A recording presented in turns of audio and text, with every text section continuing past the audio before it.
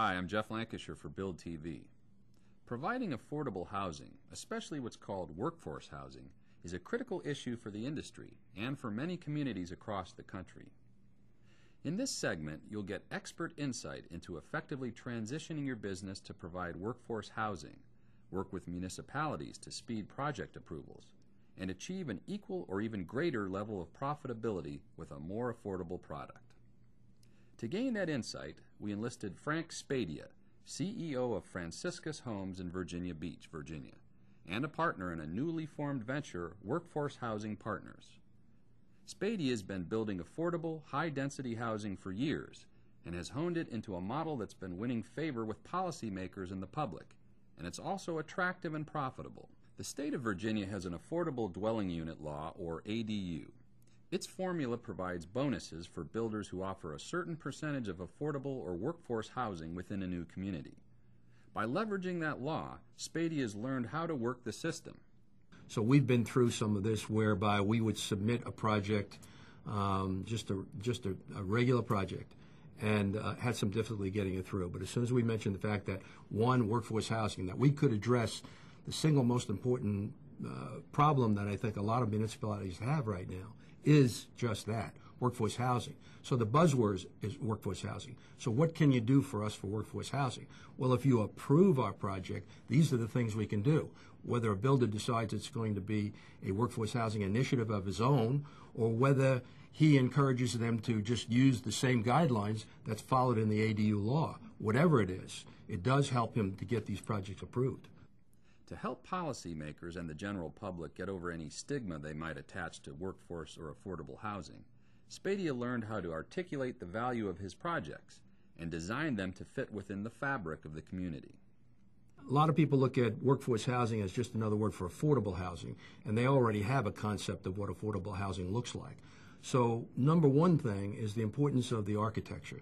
If it's a good product, like, for example, our product that we use, it's a 10-plex product, it's a high-density product, is an award winner. We've won an award in every single community that we built this particular product. So architecture becomes very important. And then they got to look at the overall benefit of what it is to the community. One big selling point for Spadia is the impact high-density workforce housing has on traffic congestion, another critical issue for many communities and businesses trying to sustain economic health and growth.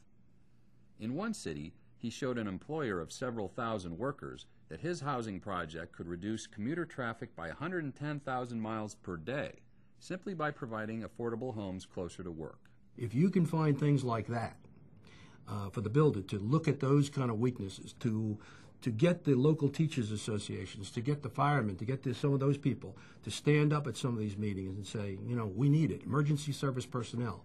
So we kind of lean on the fact that we're providing housing mostly for your workers. And that seems to be the big thing. And it's already there. I mean, you'll find it as top agenda item on a lot of policymakers. They just want to know, how do I do it? How can I put this into effect? That seems to be the biggest problem. In addition to great architecture and savvy marketing to cities and large employers, Spadia has also developed a financial formula to bring revenue from workforce housing back to the municipality. So what you'd have is a $100,000 house would sell to the workforce buyer at 25% less, so it'd be $75,000. From the $75,000, there'd be a second mortgage, which would bring it up to par of 25%. That would be held by the city, and when the buyer sold the property, the money would come back to the city, and it would be a revenue generator for the city. On a $20 million project, that formula equates to $800,000 to the city over a 4 to 5 year span. That's all fine and good for a municipality, but can a builder really make money selling homes at affordable prices?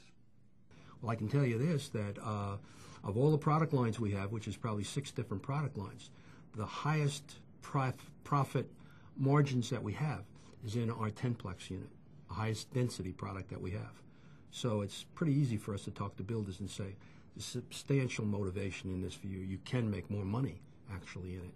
In fact, Spadia and his partners in the Workforce Housing Partnership are offering services and guidance to help builders make the transition to providing an affordable, high-density product that's attractive, accepted, and profitable, something that might be just the ticket in a tight housing market.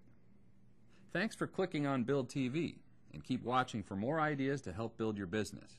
For BuildTV, I'm Jeff Lancashire.